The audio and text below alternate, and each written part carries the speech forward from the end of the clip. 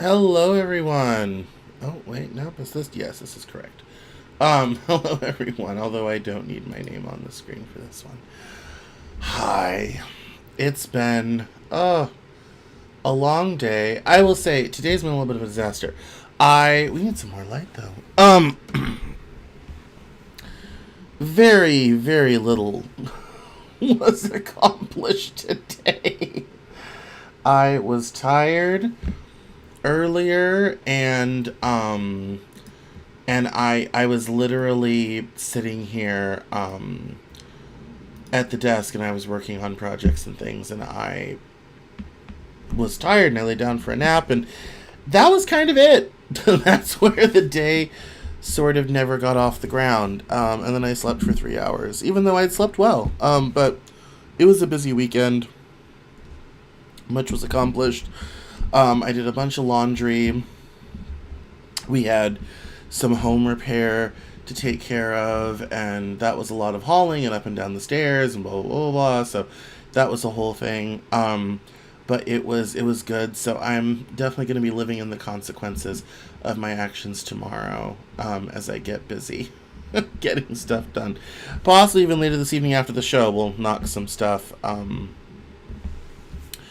We'll knock some stuff out. So, we have a good batch of news stories this week. I want to remind everyone that if you like this show and love this journalism, please, please, please join Cameron Journal Plus. We appreciate you for doing that. It's only $5 a month, which is really, really awesome. Very inexpensive, and it helps support the journalism that I do in bringing the news to you. If you've not signed up for the Cameron Journal newsletter, you definitely should. We had a nice group of news stories on the Saturday newsletter as well. And so that's a lot of fun.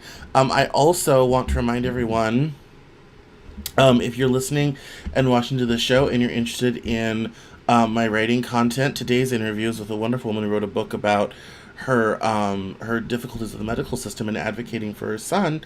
The Power of Story writing courses are still very much available. I don't mention those nearly enough, and I need to find a better way to promote them, especially on writing focused podcast episodes and everything, because I don't think I've talked about it enough. But if you're interested in that, those are available. Head over to the Cameron Journal Academy, which you can access that two ways. You can go to writingstudio.cameronjournal.academy. That's the long way. Or just go to cameronjournal.com and click on coaching. That's the faster way. And I also do offer writing coaching. So if you're thinking about writing a book, starting your thought leadership journey, definitely consider me in helping you with all of that. I also want to mention, the Cameron Journal is now on Substack. So if you are not interested in signing up for another thing, which I totally get, a new account, another website, very tedious, I totally get you. If you're already on Substack and you want Cameron Journal content delivered directly to your inbox, cameronjournal.substack.com. I do very limited content. It's literally just the newsletter, the podcast interviews. It's not the breadth and depth of content at cameronjournal.com, but if that's a little bit easier for you as a platform, please feel free to sign up there as well. It's been an interesting week in the news. There hasn't been a ton of stories. I did do on the newsletter on Saturday. I did cover some of the latest updates with Tulsi Gabbard and the whole Russia Gate 2.0 thing, and the latest document dumps about the interesting developments in what the Obama administration did at the end of their term into the Trump term to do with quote-unquote Russian collusion, all this type of thing. I think it's very interesting that all of this stuff is coming out now, given that Trump was on Fox News literally this weekend, talking about how, we're not going to release the Epstein files because many people could be hurt. And I had that video, and the place that had posted it had deleted the tweet, which sucks, and is very unfortunate. And I went looking all over to try to find it again, couldn't find it. But I did cover that in the newsletter. That was kind of the biggest story of the week. So this gives us a chance to catch up on some of the other stories that don't get covered when big stuff happens. So we have a handful of news stories, a couple threads I want to talk about. We also may get into a couple of my saved stories in my Apple News. Uh, in my Apple News if we don't have a lot of time. But I will admit, I'm a little tired. I'm a little low energy. I had a whole iced coffee and went to sleep. If that should give you any clue as to how well I'm operating today. So, we may just cover the news stories I saved and call it a night. We'll see how we go. But, let's turn to the headlines. There we go, and we're going to do that, and we're going to do that. So, I want to start out talking about a little bit about the economy. Right before I was getting ready for this show, I was watching an Adam Conover video. You remember Adam Conover from that show called Adam Ruins Everything? Oh my goodness. That was a whole thing. And he was talking about Zoran Mamdani showing Democrats how to win, and that his running on making life more affordable for the working class in New York City was popular and people were excited about it. And that's all fine and well, but people miss why voters were mad in 2024. The affordability thing was definitely a factor of it, but it had a lot more to do with post-COVID inflation than anything else. And I feel like everyone's like, oh yeah, well, if we go for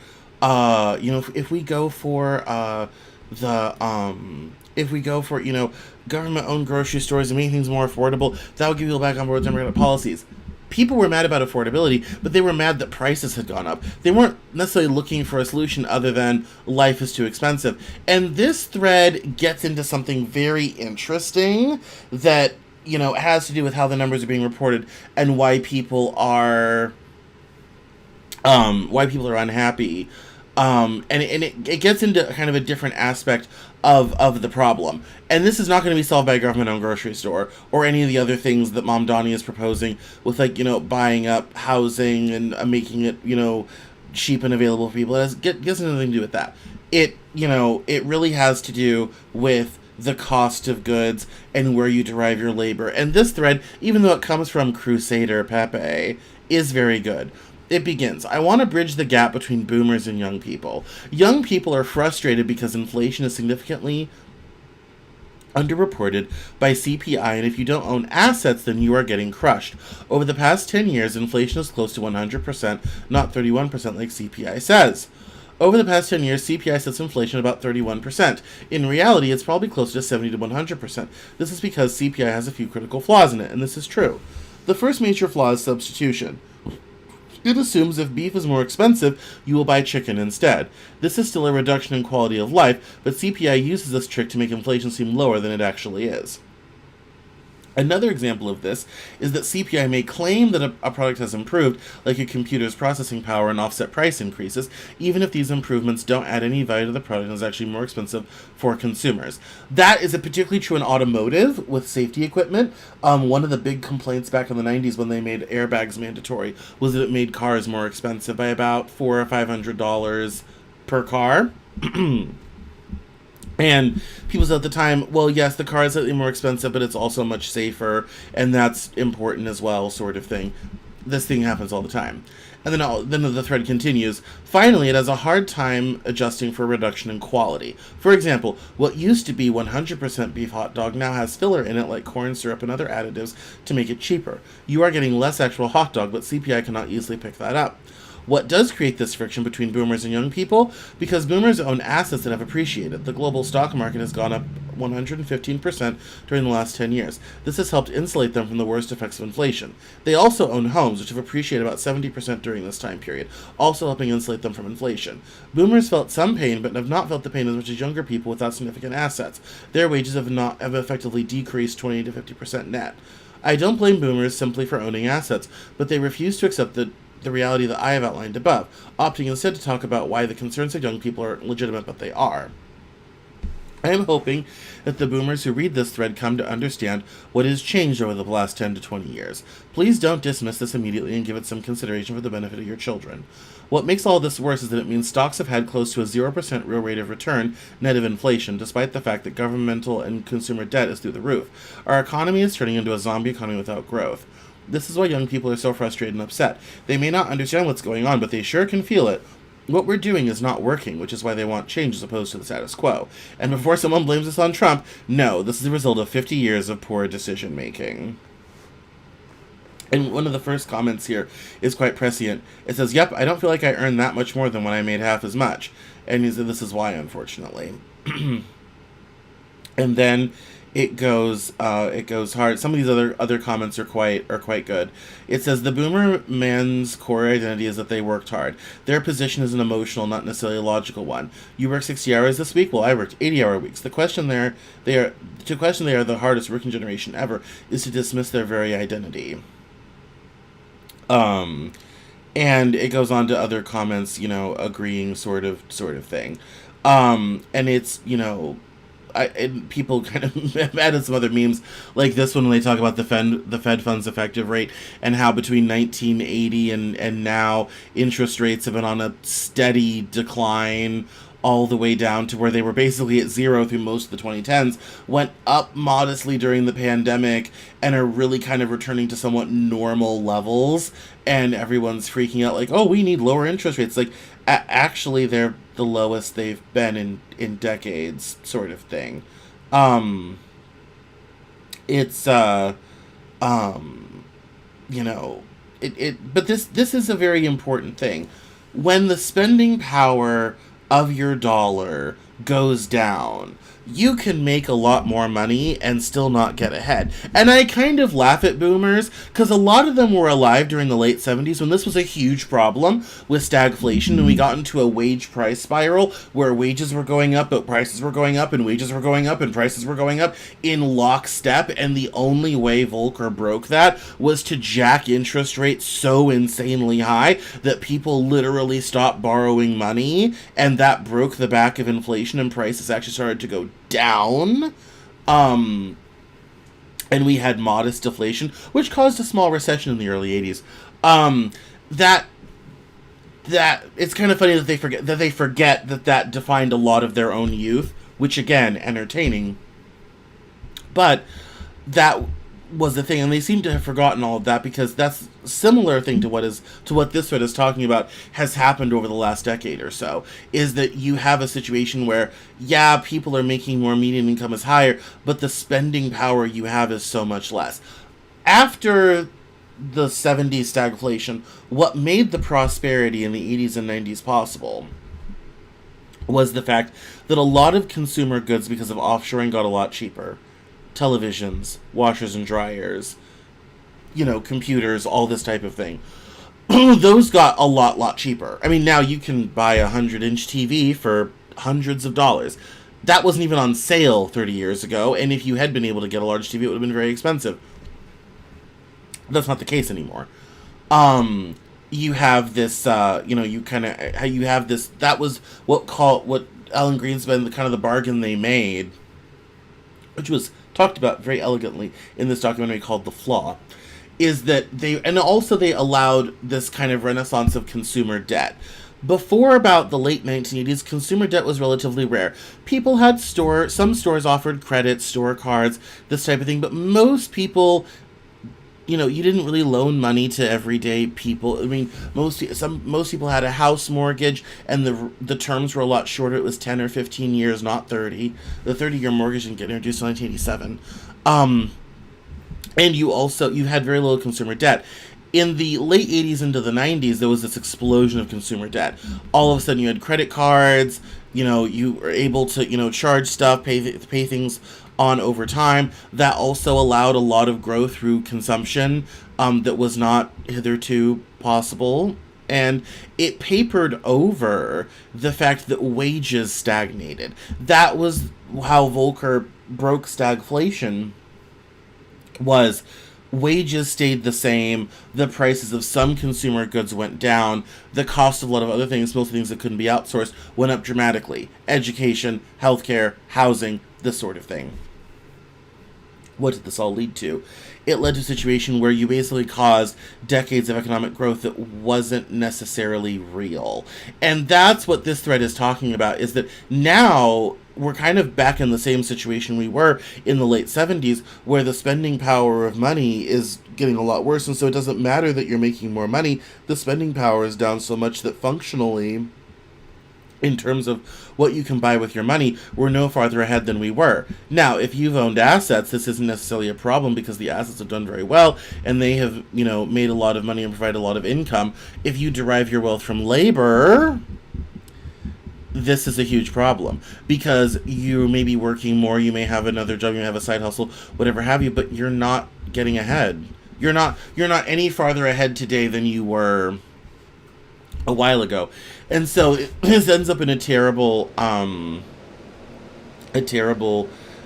situation where, for most young people who are still trying to, they're not even just trying, they're trying to make money to buy things and get ahead and save money, and the cost of living is simply too high. And it's because the amount of what you can buy with your dollar has gone down dramatically. And that, we have some ballpark numbers in here, but the reason why people feel like I'm not any farther ahead than I was is because of these dynamics. To surmise, the money's been funny. The money's been funny for a while. And this is why we have this situation. And it's because, as Thomas Piketty said in his book Capital, in the 21st century, it will be better to own assets than it'll be better to derive your income from assets rather than income derived from labor, because the value of labor will go down while the value of assets will go up. And some of these comments are just so good. It says here, Shadow Stats estimates between 80 to 110% of inflation between 2015 and 2023 if we still measured by 1980 measurements. And then someone posted a video about the inflation line, why CPI is a scam. And it says that in 1981 the CPI formula was completely changed, which lowered the measurement by 10%. And that is, they do change out how they calculate CPI over a while to respond to quote unquote economic changes. And it says here, the fun fact, the reason that CPI underreports inflation is because they don't want to increase payments for government benefits like VA disability, since those things are supposed to adjust with inflation. By underreporting inflation, they can shortchange beneficiaries.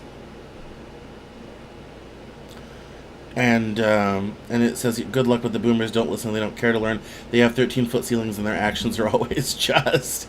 That is unfortunately so true.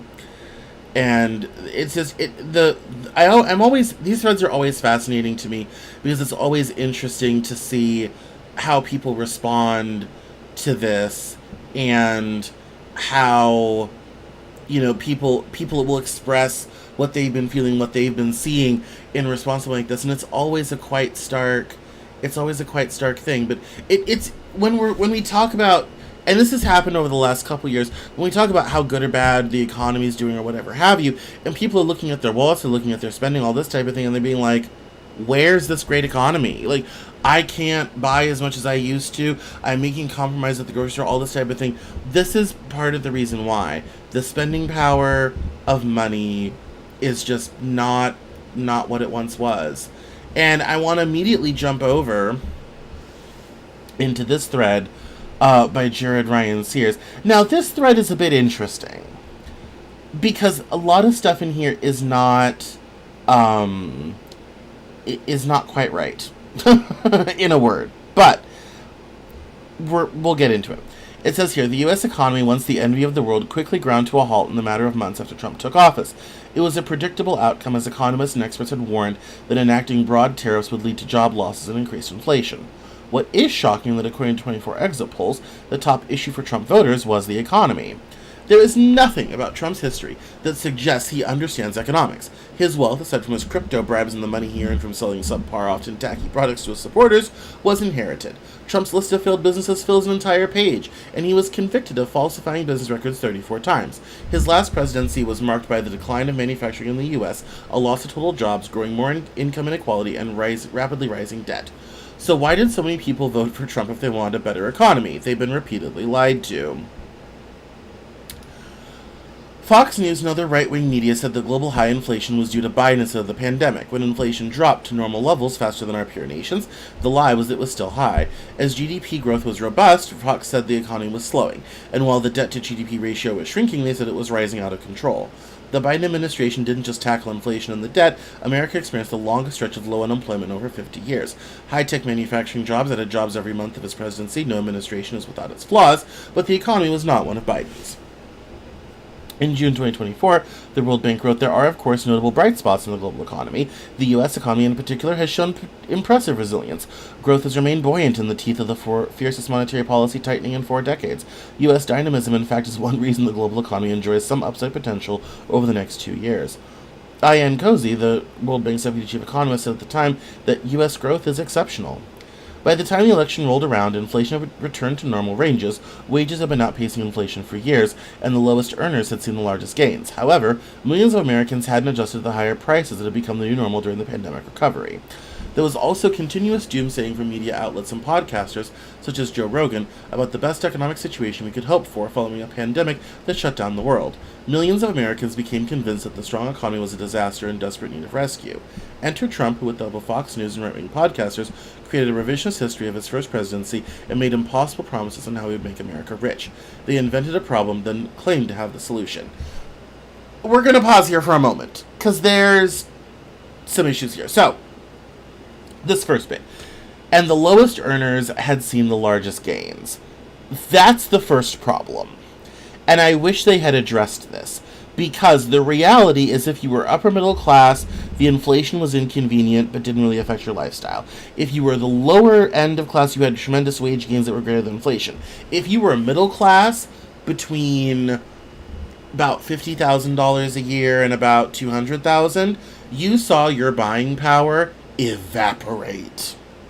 And if you remember our Crusader Pepe thread over here, we now know why, sort of thing. So, yeah, if you were, making between $50,000 and about $200,000, you have watched your quality of life and your lifestyle decrease dramatically quickly. The other part of this that no one talks about, and this is not necessarily Biden's fault, but the pandemic ended it, is coming out of the 2008 crisis. The Fed had lowered rates to nearly zero. In fact, we can see that in this helpful graph from the other thread. Where is it? Right here. This whole area, there's 2008, 2010, 15. Interest rates start to rise ever so slightly in 16, 17, 18, 19, sort of thing. They started bringing them back up to sort of normal. But you had this whole period of basically free money.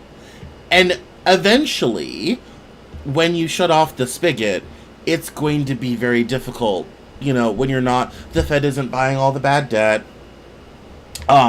when you have actual interest rates happening, all this sort of thing, this ends up being, a problem sort of thing. And that leads, to, you end up usually with an inflation situation after that, or at least an economic slowdown. Now, that was kind of covered up by the pandemic, because they had just raised interest rates, but they weren't very high, so they brought them back down to zero, and then when inflation hit hard, more than the 2% a year, they then rapidly raised interest rates to control inflation, as they should, and we got Jerome Powell's soft landing, which if you follow me on LinkedIn and do follow my exclusive LinkedIn newsletter, I wrote about the story of Jerome Powell's soft landing. And so that loss of buying power in the middle class is why a lot of people felt like the Biden economy was not good. I said in January of 2024 that Biden should not talk about how good the economy is because it's good for very few people. It's good at the very, very top, it's good at the very, very bottom, but the great middle where most people live, not good. Now, the rest of this, and this idea that millions of Americans had adjusted to the higher prices to become the new normal during the pandemic recovery. Yeah, that's the most important bit. And yes, and also a lot of people were unhappy that this was all caused by a pandemic shutdown that was later deemed to maybe be an overreaction to what the pandemic was and how bad it was. And then, yes, Trump enters along and says he'll fix it all sort of thing. So, the man who promised a booming economy has destroyed the one we had. There have already been more layoffs in 2025 than the entire year of 2024.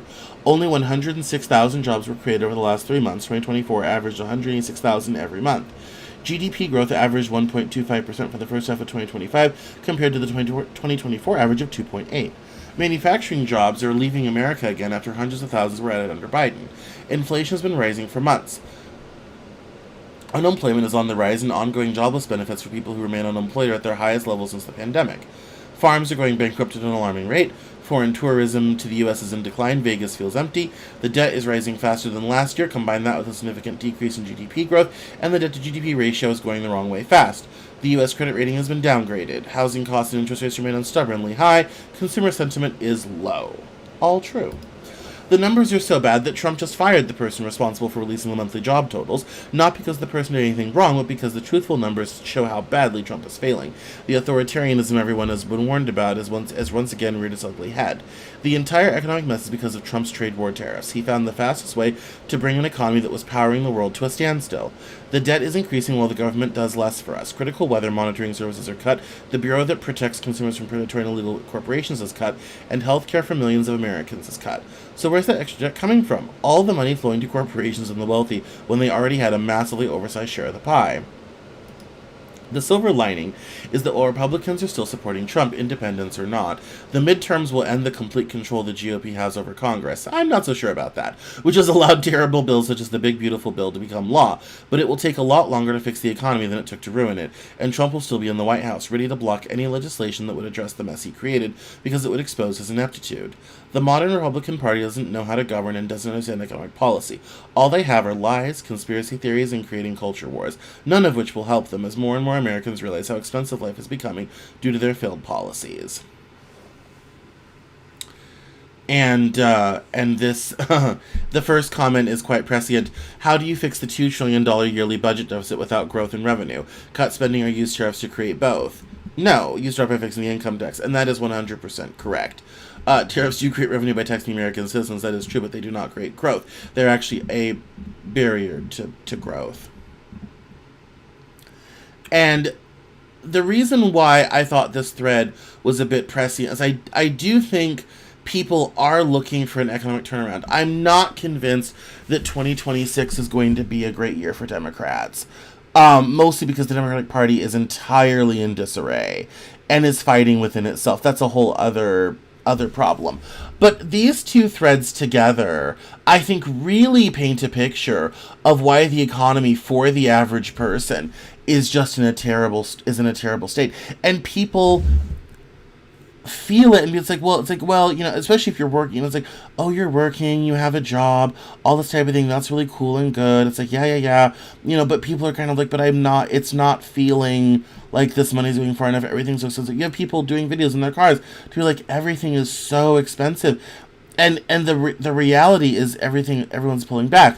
I have a lot of friends who still work in the service industry in different cities, and they are all echoing what's happening in Vegas. People aren't coming out. People aren't tipping. We're not making any money. People are, pulling back from everything because a trip to the grocery store is so expensive.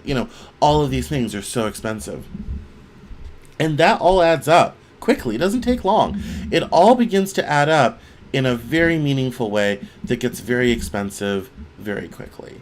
And that is a very difficult a very difficult thing, and that then starts to become a cycle of people pull back, they're spending less, and that ends up, you can't find growth because people aren't spending money, and then you end up with the economy starting to shrink. As people pull back more people get laid off, the economy shrinks, businesses lay off because people aren't spending money, and then you can end up in this terrible cycle. The only kind of great thing, and it's not really great if you have a lot of debt, is you can end up in a deflationary cycle, which China has right now. You end up in this terrible deflation where you're then paying old, expensive, inflated debt with new, more expensive dollars, and that becomes its own problem. Deflation is great for prices, but not necessarily great for anything else in your life. How do we get out of this? That's the pathway forward out of this economic mess is not an easy one. I would say the first thing would be to get rid of all tariffs. Re-engage in global trade, but that's going to take, we didn't create globalism in a year, and it's going to take a lot longer to recreate it. And a lot of people may no longer be interested. There's the pathway out of this is not easy. It's not straightforward. The tariffs will create a lot of revenue, but the reality is that's sucking more money out of the economy, and not from the wealthy. It's from people who buy things. It's everyday people. The thing people forget is the wealthy, when they get money, the money does not move. It goes into assets and causes asset inflation, or it goes into accounts that does not move very quickly. When you give the upper middle class, and poor people money, it immediately goes back out into the economy because they go out and buy stuff. When you have a situation where those groups, when you have a lot of tariffs, those groups end up paying it the most. So when prices go up due to tariffs, and we've already seen price increases due to tariffs, then you're pulling more money out of that end of the economy. People spend less money because they have less money to spend. The economy shrinks. And so you can end up in this terrible cycle where you have this shrinking, no-growth economy, but that's still producing great tariff revenue. But people are going to spend less on a lot of stuff. And I will give credit to the Trump administration. A lot of these dynamics, like we learned in the first thread, existed before he got into office. He promised to fix it and has gotten nowhere. The tariffs have been terribly damaging. Biden was bringing back manufacturing with no tariffs. So if you're out there right now and feeling like the economy is a bit of a disaster right now, there's a reason for that. And that's that we started out with an economy that was not working for working people, and we're now in an economic situation where you're being taxed for being a working person who's out there spending money trying to create a life for yourself and not getting ahead because inflation is so high, because we have tariffs now, all this sort of thing. And so, yeah, the pathway forward out of this is not an easy one. Obviously, lowering tariffs would be good. I think, fixing the tax code, which he talks about here, would be very helpful. It's, having maybe some capital outflow regulations would be helpful. A financial services tax is not a bad idea. But unwinding this economic mess and being willing to let the price of assets fall, which they have been unwilling to do since '08, would be probably the first way to do that. But no one's talking about that at this juncture. So that's enough on the economy. I want to turn our attention to Mark Halperin's Substack, the wide world of news, and I want to get into his invisible primary for the Democrats because this is entertaining.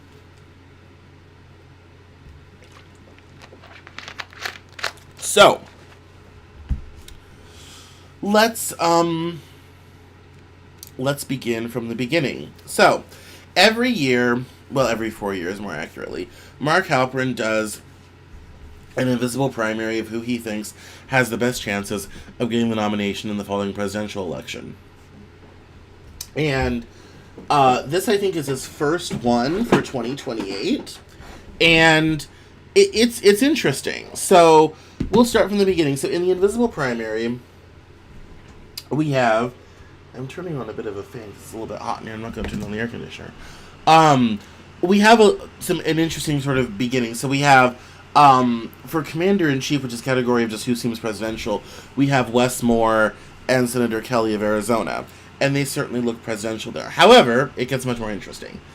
For high polling and name identification, we have Harris and Newsom, which is interesting. The quote-unquote hang test, in terms of who would you want to hang out with, Buttigieg and Shapiro win. Made for TV is Gavin Newsom and AOC, Alexandria Ocasio-Cortez. Money, who's got the money to finance the presidential run? Pritzker and Rahm Emanuel. A favorable record and favorable issues. We have no surprise here. Shapiro and Beshear of Kentucky. Shapiro is the governor of Pennsylvania. Beshear is the governor of Kentucky. Personal and love story. We have Wes Moore and Ro Khanna. Ro Khanna is not going to win, so we can just forget about that. Popular in early states, early primary states, so we're talking Iowa, New Hampshire, South Carolina. We have Wes Moore and Gavin Newsom. Electability factor is Shapiro and this woman named Raimondo. I had not ever heard of her before this. Don't really know who she is, but apparently people think she's electable. Media coverage, we have Gavin Newsom and Ro Khanna again. Buzz and momentum is Gavin Newsom and Wes Moore. Who's good in the digital game is AOC and Newsom. Who's really got the fire in the belly, really wants it, Klobuchar and Buttigieg. I don't know why we're talking about Amy Klobuchar. In terms of party constituencies, Harris and Shapiro up again. The staffing consultant class is looking at Gavin Newsom and Rahm Emanuel. So, if you're Kamala Harris, do you think a 28 presidential run is worth it for you? I would say probably not. I mean, yeah, she polls high right now and has name ID, and that's all cool and everything. But I mean, if I'm Wes Moore, I'm looking at this list with a lot of hope. I mean, especially given everything. If I was Wes Moore, I'd form a committee. Gavin Newsom's obviously running for president in 2028. I think AOC will definitely make a try. I don't think she gets the nomination, but just because the Democratic Party has run 2 women in the last 10 years and they both lost. So I think if you're a woman this cycle, this is not the cycle for you. Which also knocks out Kamala Harris as well. Also knocks out Amy Klobuchar. I think it's going to be a guy. I think if you're Wes Moore or Gavin Newsom, this is good news for you. I think Wes Moore is going to try to dial into that Obama energy. Gavin Newsom is going to dial into the we got to turn the ship around energy. Younger, cooler, all this type of thing. Neither of these two. I think AOC will probably do a primary run, but she's not going to get it. If I'm Mark Kelly looking at this list, I would definitely forget about running for president. He only kind of appears once, but Mark Halperin has a lot of inside connections to the Democratic Party, so I kind of am always interested in his, invisible primary, sort of picks.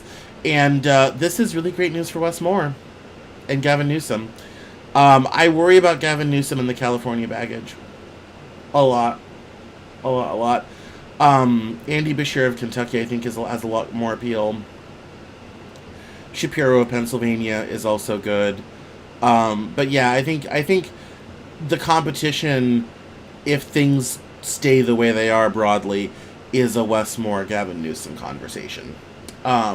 Speaking of people of color, though, this is a story I found last week, and I kind of wanted to dig into it a little bit just for funsies.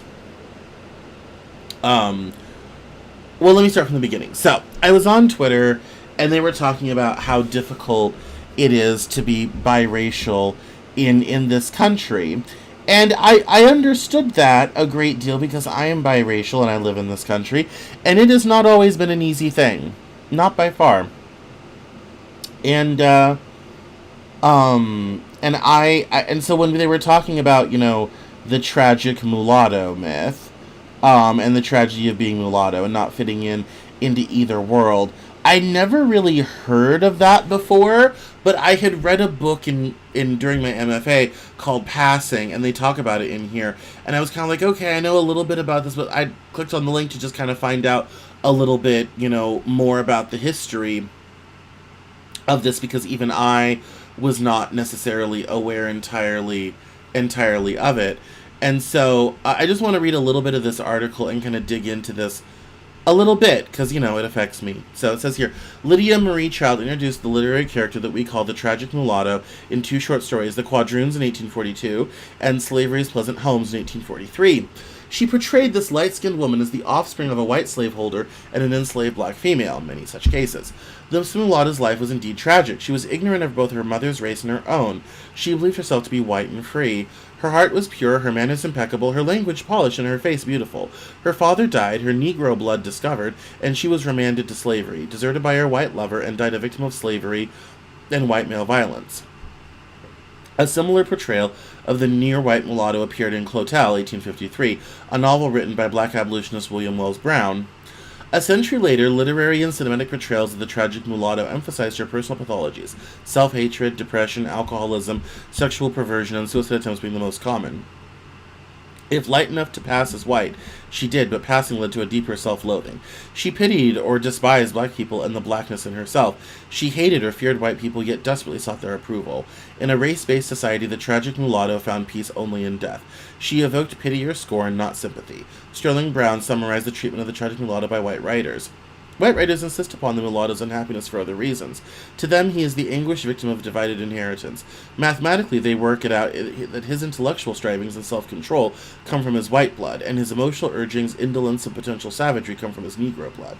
Their favorite character, then the Octoroon, wretched because of the single drop of midnight in her veins, desires a white lover above all else, and must therefore go down to a tragic end. Vara Caspari's novel The White Girl, 1929, told the story of Solaria, a beautiful mulatto who passes for white. Her secret is revealed by the appearance of her brown-skinned brother. Depressed and believing that her skin is becoming darker, Solaria drinks poison. A more realistic but equally depressing mulatto character is found in Geoffrey Barnes' novel Dark Luster, 1932. Alpine, the light-skinned heroine, dies in childbirth, but her white baby lives to continue a cycle of pain. Both Solaria and Alpine are repulsed by black people, especially black suitors. Most tragic mulattoes were women, although self-loathing Sergeant Waters in A Soldier's Story clearly fits the tragic mulatto stereotype. The troubled mulatto is portrayed as a selfish woman who gave up all, including her black family, in order to live as a white person. These words are illustrative. Don't come for me. If you see me in the street, don't speak to me. From this moment on, I'm white. I am not colored. You have to give me up. These words were spoken by Piola, a tortured, self-hating black girl in the movie Imitation of Life. Piola, played adeptly by Freddie Washington, had skin that looked white, but she was not socially white. She was a mulatto. Piola was tired of being treated as a second-class citizen. Tired, that is, of being treated like a 1930s black American. She passed for white and begged her mother to understand. Imitation of Life, based on Fannie Hurst's best-selling novel, traces the lives of two widows, one white and the employer, the other black and the servant. Each woman has one daughter. The white woman, Beatrice Pullman, played by Claudette Colbert, hires the black woman, Delilah, played by Louise Beavers, as a live-in cook and housekeeper. It is the Depression, and the two women and their daughters live in poverty. Even a financially struggling white woman can afford a mammy. Their economic salvation comes when Delilah shares a secret pancake recipe with her boss. Beatrice opens a restaurant, markets the recipe, and soon becomes wealthy. She offers Delilah, the restaurant's cook, a 20% share of the profits. Regarding the recipe, Delilah, a true cinematic mammy, delivers two of the most pathetic lines ever from a black character. "I gives it to you, honey. I makes you a present of it." While Delilah is keeping her mistress's family intact, her relationship with Piola, her daughter, disintegrates. Piola is the antithesis of the mammy caricature. Delilah knows her place in the Jim Crow hierarchy, the bottom rung. Hers is an accommodating resignation, bordering on contentment. Piola hates her life, wants more, and wants to live as a white person, to have the opportunities that white people enjoy. Delilah hopes that her daughter will accept her racial heritage. He, God, made you black, honey. Don't be telling him in his business. Accept it. Piola wants to be loved by a white man, to marry a white man. She's beautiful, sensual, and a potential wife to any white man who does not know her secret. Piola wants to live without the stigma of being black, and in the 1930s that stigma was real and measurable. Ultimately and inevitably, Piola rejects her mother, runs away, and passes for white. Delilah dies of a broken heart. A repentant and tearful Piola returns to her mother's funeral.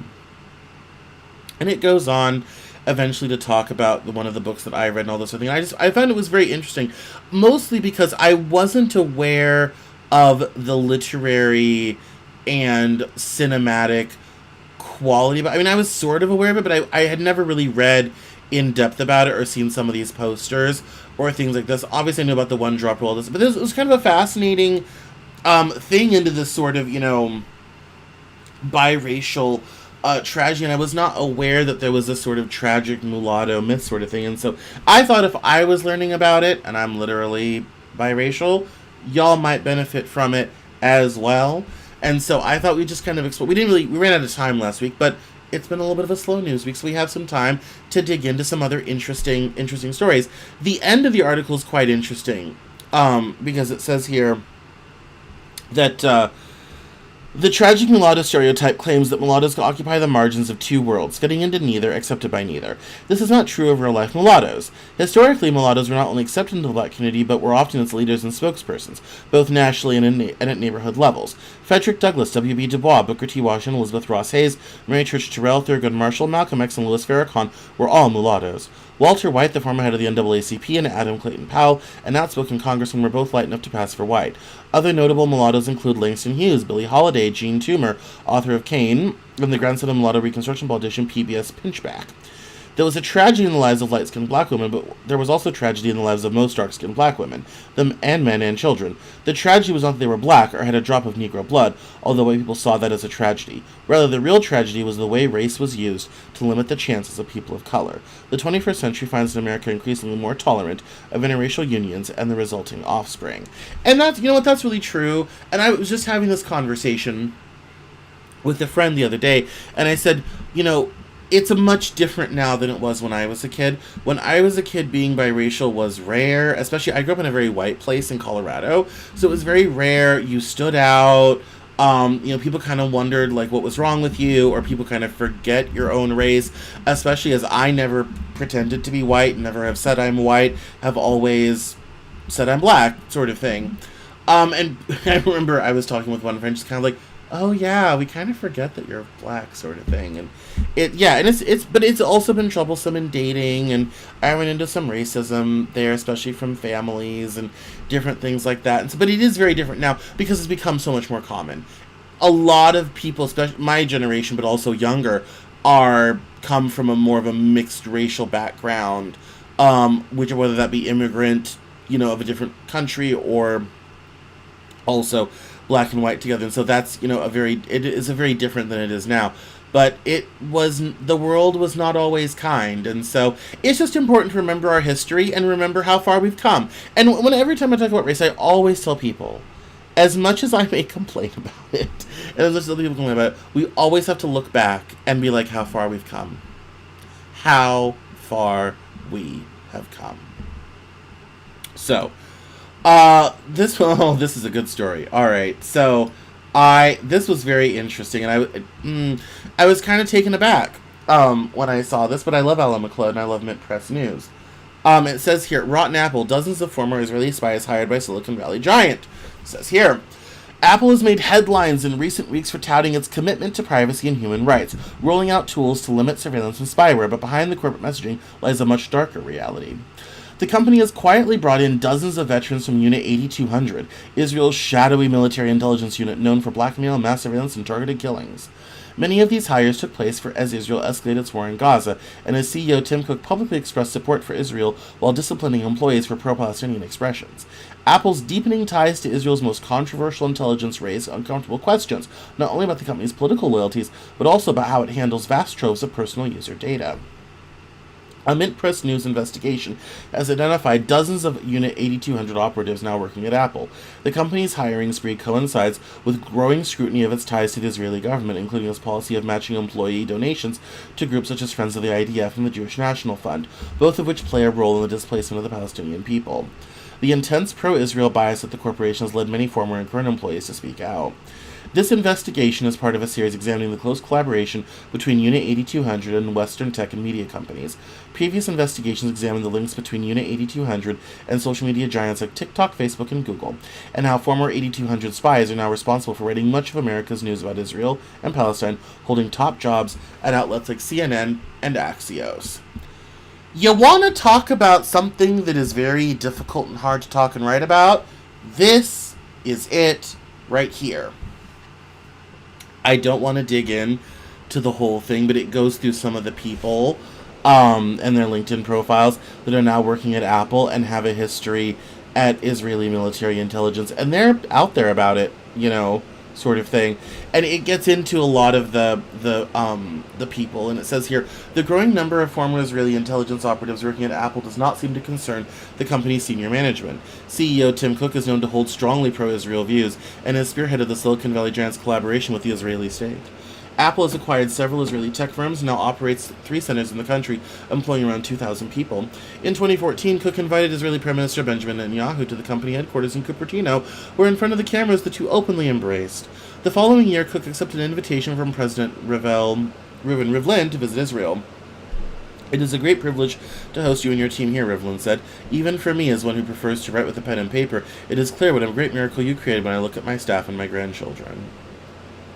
That's Tim Cook and Benjamin Netanyahu together. It says, to be fair, Apple is far from the only tech or media company to hire large numbers of former Unit 8200 operatives. A 2022 Mint Press expose revealed hundreds of Israeli intelligence veterans working at Google, Facebook, Microsoft, and Amazon. Perhaps the most notable of these is Emi Palmore, a former Israeli Justice Ministry official who sits at Facebook's 21-person oversight board. Described by Mark Zuckerberg as his platform's Supreme Court, the board ultimately decides what content is allowed or removed from the world's largest social network. Facebook has worked closely with the Israeli government to censor or deplatform Palestinian content and accounts. Even TikTok, often seen as a more open platform, because it's owned by the Chinese, has been hiring former Israeli spies to help manage its operations, according to a November investigation by Mint Press. Root Medalon, for example, served as a Unit 8200 intelligence commander and led its cybersecurity operations team. So, what does this all mean for us? It means that when you have these sorts of people in place, in tech, in media, it makes it very easy to manage the narrative. It makes it very easy to make sure the narrative goes your direction. And people that might speak out against your narrative, whether it be true or not, but are speaking out against your narrative, it makes it very easy to silence their voices. And I'll leave you with this one question. Then we gotta go. It's almost the top of the hour. We're gonna quickly go through the boy crisis. But I'll leave you with this one question on this one. Is that the type of society we want to live in? Regardless of how you feel about Israel and Palestine. Put that to one side. Do you want to live in a society where a foreign country installs people into major industrial players to manage the narrative of how they're spoken about?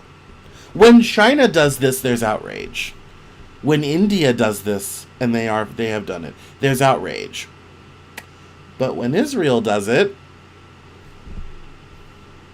not a word. Well, except for me and Mint Press News. All of a sudden it's okay. And my only question is that a society you want to live in? And I'll tell you right now, for me, no. For a lot of them, Israel, China, India, the lot of them, I don't want to live in a society where foreign nations are influencing major companies and media. Not interested. But a lot of people will look at this and say, oh, well, that is kind of awful. Why do we care? Because this affects the narrative of what you think about this stuff. As Netanyahu once quipped, the most dangerous thing to Israel's national security is American public opinion. Because they know which side their bread is buttered on. And this is how they make sure that they protect themselves. And so when people on Twitter make various and sundry caustic conspiracy theories about Jewish people and Israel and all this type of thing, this stuff definitely doesn't help decrease those rumors and conspiracy theories at all. It reinforces them. And I'm not saying that Jewish people are out to get us, far from it, or that Israel's out to get us. I think far from it. But I think they understand that in order for the money spigots and the weapon spigots to stay open from the United States, they have to make sure American public opinion stays firmly on their side. And I think part of the reason why there's been so much outrage and financial punishment in the case of Colombia and their $200 million settlement they've come to with the Trump administration is that Israel does not want any sort of pro-Palestinian, anti-genocide movement to get legs in this country, because if it does, and it gets serious, they're in deep trouble. In terms of the continued existence of their country, will be in deep trouble. And that's why they do this. We can talk about whether it's right or wrong. We can talk about whether it's a good idea. We can talk about how pernicious it is. That's a whole other conversation. But that's what this all means. And in my mind, we should all be quite concerned about that. In our last story, I want to dash through this a little bit quickly because we've talked about it a great deal.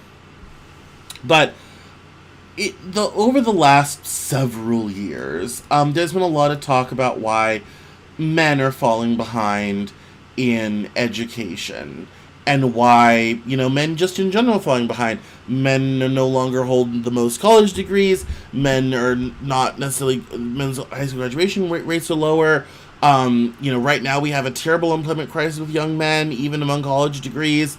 It's very tough to be a young man in today's society, and the story usually starts several years before in the K through 12 system.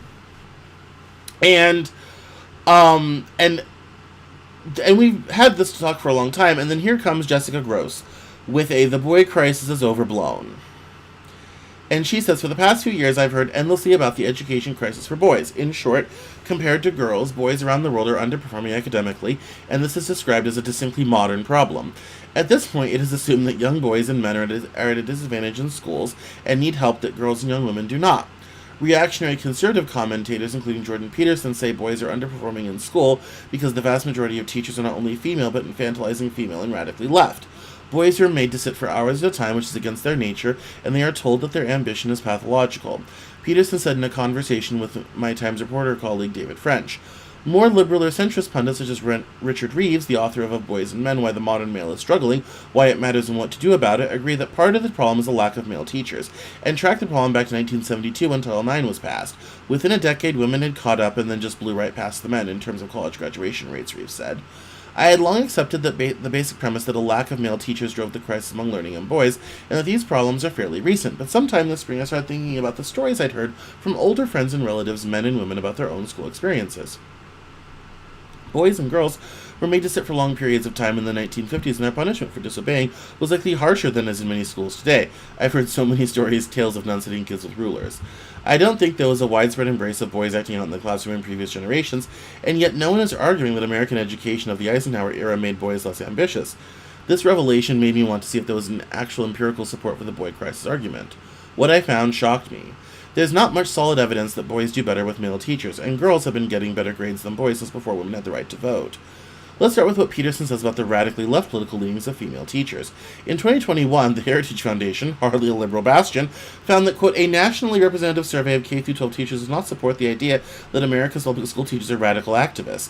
And further, quote, teachers may very well be allies, not opponents, in the pushback against the application of critical race theory and other divisive ideologies in the classroom, unquote. But what about the fact that the majority of American teachers are now women? The teaching force in the United States has been majority female for over 100 years. Reeves notes that the current teaching force is 23% male, which is roughly what it was between 1920 and 1940. The number of male teachers ticked up a bit after World War II, but peaked at 30%. It's not like public schools are bereft of male leadership either. While women make up the majority of elementary school principals, men dominate middle and high school administrations. Only a quarter of superintendents who are in charge of multiple public schools or districts are women. What's more, the evidence that students do better with same-gender teachers is mixed at best. For example, a 2021 study using 7 years of data looked at the students in Indiana from grades 3 through 8 and found that female teachers are better at increasing both male and female students' achievement than their male counterparts in elementary and middle schools. And, quote, contrary to popular speculation, boys don't exhibit higher academic achievement when they're assigned male teachers, unquote. The biggest positive effect was for girls when they had female math teachers. All that said, research that really surprised me was a meta-analysis of 2014 by Daniel and Susan Voyer that showed that girls have been outperforming boys in school since 1914. She also mentions a 2006 Newsweek article suggesting boys across the United States are falling behind girls in terms of school achievement, whereas 30 years ago it was presumably females who were lagging. Unfortunately, no specific references were provided to support these statements. However, this did not prevent more reporting of the so-called boy crisis in various newspapers, magazines, and other media. And so she basically sums it up. She said, to sum it up, it's been seen by some as unmanly to study, and there's less of a social cost to girls to be nerdy and to be seen trying to do well. Based on Voyer's analysis, the gender performance gaps were smallest in regions like Scandinavia because they're very strong on gender equity, he said. I also wondered if boys are being socialized at home to know that they don't have to put as much effort as their mothers and sisters, which might have a knock-on effect. So much of doing well in school in the modern workforce is executive function and organization. If every domestic task or household plan is carried out by a woman, boys may not learn that they need to try. As one high schooler interviewed about why boys take on fewer leadership roles in school told Education Week's Elizabeth Huback earlier this year, quote, guys know that if they sit back and relax, something will get done by somebody else, unquote. And I thought that was an interesting sort of,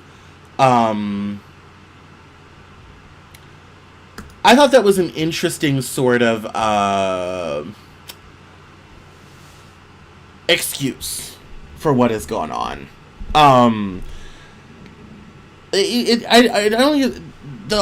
opinion piece focuses on male teachers and education. I think it's kind of everything taken together. Men are less academically inclined than women, and that's not any great secret. I think a lot of male teachers are not attracted to the profession because the pay is so low. I think if teachers were paid better, that'd be good for teachers, but it would also be good for attracting men to the profession. I think especially post No Child Left Behind and post Race to the Top, the obsession with standardized testing is not helpful, and I talk about this in my essay, Teachers and Chalkboards, in the What the Hell is Going On collection. I think there's, that factor as well.